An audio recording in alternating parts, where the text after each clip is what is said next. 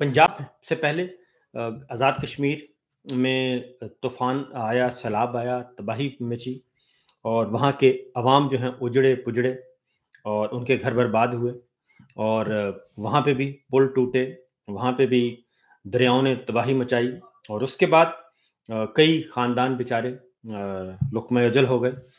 اس سے پہلے خیبر پختونخوا میں ہوا اور خیبر پختونخوا میں تباہی مچی اور وہاں پہ بھی ایسے ایسے خوفناک مناظر دیکھنے کو ملے۔ اور پھر خیبر پختونخوا اچھی خاصی آبادی ہے ماشاءاللہ سے، اور پھر گلگت بلتستان میں ہم نے مناظر دیکھے۔ یہ بیک گراؤنڈ آپ کو بار بار بتانا بہت ضروری ہے۔ گلگت بلتستان میں ہوا، وہاں پہ بھی بل ٹوٹ گئے، گاؤں برباد ہو گئے اور وہاں پہ بھی لوگ بے گھر ہوئے اور کئی سینکڑوں جانیں ضائع ہوئیں۔ مجموعی طور پر خیبر پختونخوا، کشمیر، گلگت بلتستان سینکڑوں جانیں ضائع ہوئیں اور ہزاروں مویشی اور ہزاروں گھر جو ہیں وہ ہوئے۔ لیکن ہمیں جو کہتے ہیں کہ جی ریاست ریاست کی بات کرتے ہیں، وہ حرکت میں نہیں آئی اور ہمیں کوئی چیز ہمیں نظر نہیں آئی کہ جیسے لگا ہو کہ آزاد کشمیر کے عوام کا بھی کوئی پرسان حال ہے اور آزاد کشمیر کے خیبر پختونخوا کے عوام بھی اسی طریقے سے ہمدردی کے مستحق ہیں۔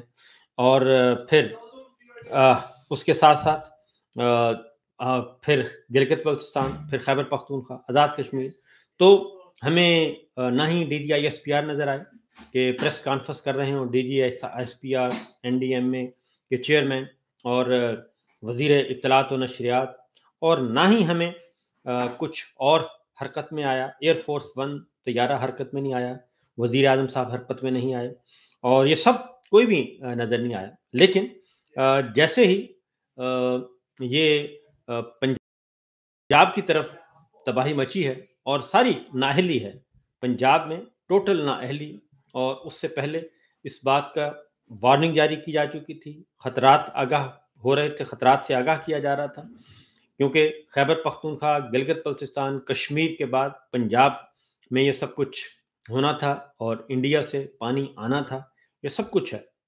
اور یہ اگست ستمبر بہت ہی ہوتے ہیں جی الرٹ رہنے والے ہوتے ہیں، تو یہ سب کچھ ہونا تھا۔ لیکن اس دوران ہمارا جو ایئر فورس ون طیارہ ہے وہ پورے ٹبر کو لے کے جاپان گیا ہوا تھا اور جاپان کی سیر ہو رہی تھی اور 5-7 دن کا دورہ تھا اور وہ 14 دن تک وہاں پہ قیام کیا۔ تھائی لینڈ چلے گئے اور اس کے بعد ہانگ کانگ چلے گئے، شاپنگ کر لی، کھانے کھا لیے اور سیریں کر لیں اور ٹک ٹاک پہ ویڈیوز بن گئیں، یہ سب کچھ ہوا۔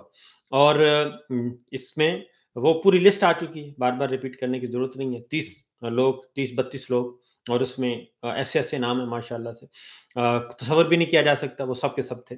تو پورے کا پورا یہ ریاست کیسے چلائے جا رہے ہیں ادھر پنجاب، اور یہاں پہ ضرورت ہے، یہاں پہ نہیں ہے حکمران بلکہ باہر بیٹھے ہیں۔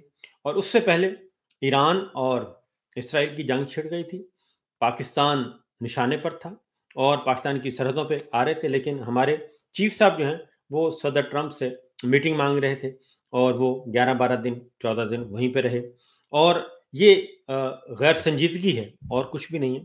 اور اس لیے اب چونکہ معاملہ آ گیا ایک پنجاب میں اور ان کو ریسکیو کرنا تھا، اور ہمیں دیکھا کہ اس وقت خبریں چل رہی تھیں کہ جناب خیبر پختونخوا میں کچھ نہیں ہے، کشمیر گلگت بلتستان میں حکومتیں ناکام ہو گئیں، فلاں ہو گیا، یہ ہو گیا، یہ چل رہا تھا۔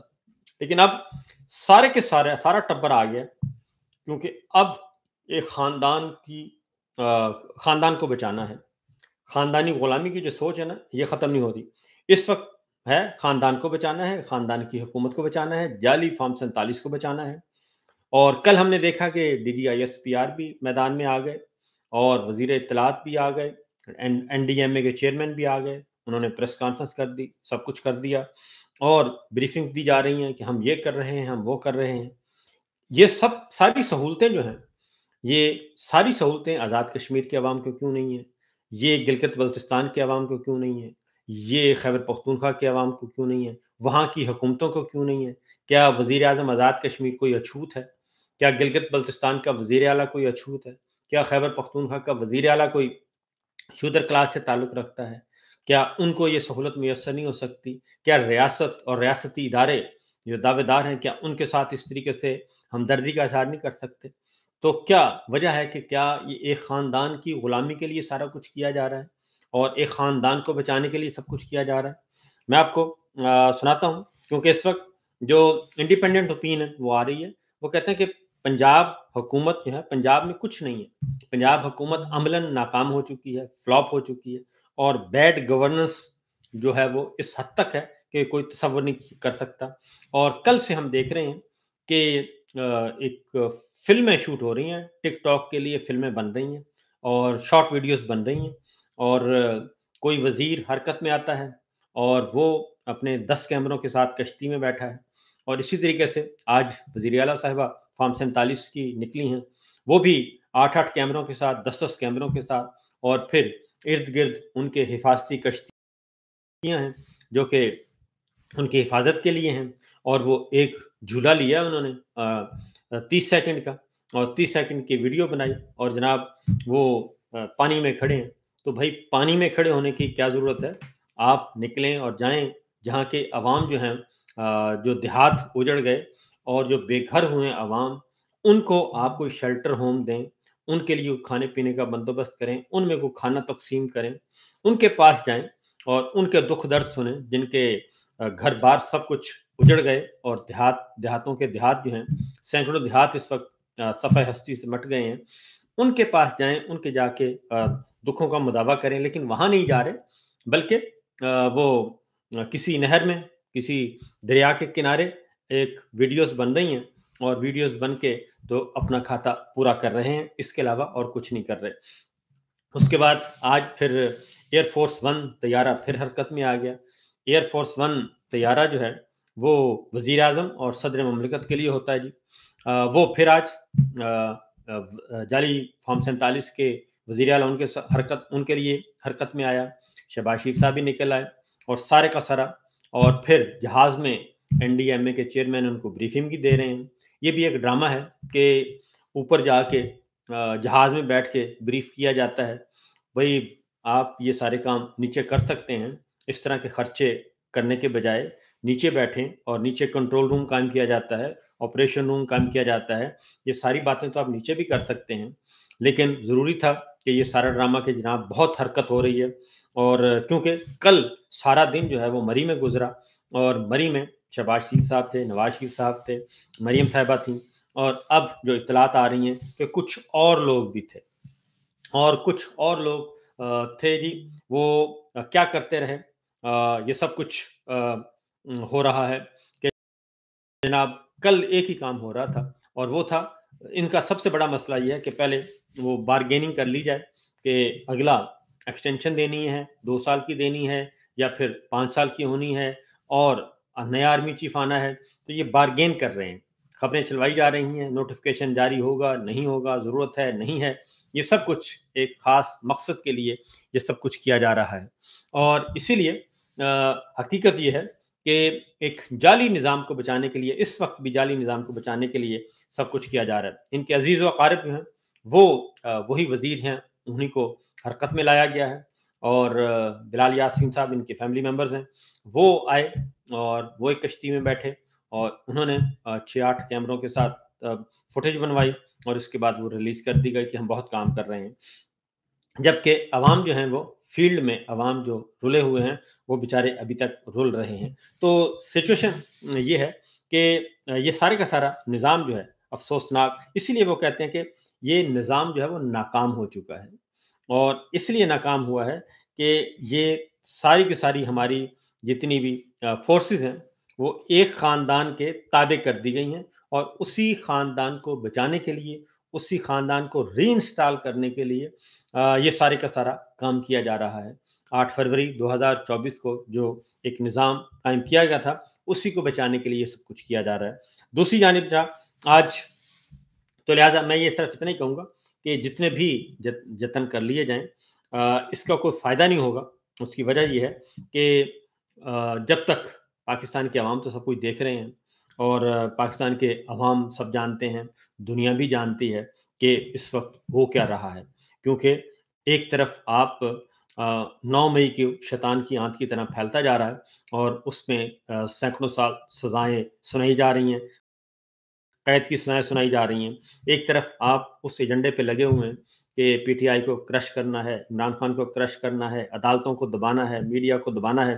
ایک طرف آپ وہ کام کر رہے ہیں اور دوسری طرف جو ہے آپ ایک دوبارہ سے سہارا دینے کی کوشش کر رہے ہیں کہ جناب اسی کے ساتھ ہم نے چلنا ہے۔ مصطفیٰ نواز کھوکھر صاحب نے انہوں نے کہا ہے کہ جب میں ملتا ہوں پیپلز پارٹی اور نون لیگ کے لوگ جو ملتے ہیں تو وہ یہ کہتے ہیں کہ جناب ہم باہر نہیں جا سکتے، مارکیٹ میں نہیں جا سکتے، کیونکہ یہ سارے کا سارا ہمیں نظام اس حد تک ہمیں لے گئے ہیں کہ عوام میں ان کی کوئی پذیرائی نہیں ہے۔ صورتحال یہ ہے کہ ہر جگہ جو نظر آ رہا ہے، جو سیلاب کی صورتحال ہے، منڈی بہاؤالدین اور آپ کے بہاول نگر، آپ کا سیالکوٹ، نارووال، لاہور کے نواحی شہروں میں، نواحی علاقوں میں بھی پانی پہنچ چکا ہے اور وہاں پہ بھی حافظ آباد کے قریب پانی پہنچ چکا ہے۔ دریائے ستلج قصور شہر میں پانی موجود ہے، نواح میں موجود ہے اور شہروں کی طرف پانی رواں دواں ہے اور تباہیاں مچا رہا ہے۔ لاہور کی چوہنگ کی آبادی ہے، چوہنگ کے قریب پہنچا ہوا ہے پانی اور پھر وہ علیم خان صاحب کی جو تھی سوسائٹی راوی کے اندر، وہ بہت جس پہ بہت زیادہ شور مچا ہوا تھا، وہ بھی ساری کی ساری پانی میں بہہ گئی ہے اور وہاں پہ صرف اب بورڈ بھی نظر نہیں آ رہا اور سچویشن یہ ہے کہ ایک دوسرے پہ بلیم گیم بھی کر رہے ہیں۔ اگلی بات یہ بھی بتا دوں کہ آہستہ درمیان میں سے آوازیں آتی ہیں۔ کل میں دیکھ رہا تھا مسلم لیگ نواز خاص طور پہ، یہ پیپلز پارٹی کے لیے ہے، پیپلز پارٹی کے دوستوں کے لیے، کہ اب کہا جا رہا ہے کہ فلسفیانہ گفتگو کیا کی جاتی ہے۔ ذرا پہلے ایسے اقبال صاحب کو سنیے وہ کیا کہتے ہیں، پھر میں آپ کو بتاتا ہوں کہ اس کے پیچھے کیا سوچ ہے۔ راوی دیکھیں، انڈیا نے اپنی سائٹ پہ اتنے شاندار سپارز بنائے ہیں اور بند بنائے ہیں کہ انہوں نے سارا پانی وہ ہماری طرف پھینک دیتے ہیں، ان کی طرف منیمم ڈیمیج ہوتی ہے۔ تو یہ ایک میں سمجھتا ہوں کہ اب جو سب سے بڑا کام ہے وہ اب ہمارا اریگیشن ڈپارٹمنٹ کے تحت ہمیں آئیڈینٹیفائی کرنا چاہیے کہ کدھر سٹرکچرز کو سٹرینتھن کرنا ہے، کدھر ہمارے گیپس ہیں۔ اب یہ اریگیشن سٹرکچر ہونا تو یہ چاہیے، آپ ڈیم بنائیں، میکسیمم ڈیم بنائیں اور پانی ذخیرہ کریں، وہ تو نہیں ہے۔ اب یہ کہہ رہے ہیں اریگیشن کا سٹرکچر جو ہے اس کو کرنا چاہیے۔ یہ اریگیشن سٹرکچر کیا ہے؟ وہ وہی ہے جو نہریں بنائی جا رہی تھیں اور جس میں زرداری صاحب پیپلز پارٹی پہلے انہوں نے اجازت دے دی اور اس کے بعد پیچھے ہٹ گئے۔ چولستان کی طرف نہریں جانی تھیں اور پھر یہ جو 48 ایکڑ اراضی جو ہے وہ لیز پہ دی ہے، جس کا مصطفیٰ نواز کھوکھر اور اپوزیشن جماعتوں نے کہا تھا کہ یہ لیز فوری طور پہ واپس لینی چاہیے، جو SIFC کے ذریعے دی گئی تھی۔ وہ انڈائریکٹلی لیز کسی اور کو دی گئی ہے، سامنے کچھ اور ہے، گرین انیشیٹو پروگرام، سامنے کوئی اور ہے، پیچھے کوئی اور ہے، اور 48 لاکھ ایکڑ اراضی جو ہے وہ دی گئی تھی، تو وہ لیز کینسل کرنی ہے۔ بزدار کے ساتھ مسئلہ یہ تھا، عثمان بزدار کے ساتھ، اور عمران خان صاحب کو کہا جاتا تھا کہ عثمان بزدار کو تبدیل کریں۔ مسئلہ یہ تھا کہ وہ لیز نہیں دے رہے تھے، لیز پہ زمین نہیں دے رہے تھے اور پنجاب کے عوام کی زمین تھی، 48 لاکھ ایکڑ وہ نہیں دی جا رہی تھی۔ یہ مسئلہ پیدا ہوا تھا اور اس کے بعد عثمان بزدار اسی لیے برا لگتا تھا۔ پھر وہ زمین جو تھی، جس کو علیم خان صاحب کے بارے میں جو کہا جاتا ہے کہ ان کی زمین تھی، ان کو کرنا تھا جی گرین سے گرے کرنا تھا، اور یعنی کہ کمرشل بنانا تھا، تو وہ مسئلہ تھا۔ مسئلے ذاتی نوعیت کے تھے، اسی لیے یہ سارا کچھ۔ اور جب محسن نقوی صاحب آئے تو سب سے پہلے انہوں نے وہ زمین لیز پہ دی اور پھر نہروں کا ایک نئی نہریں بچھانے کا کام کیا، پھر سندھ میں شور مچا۔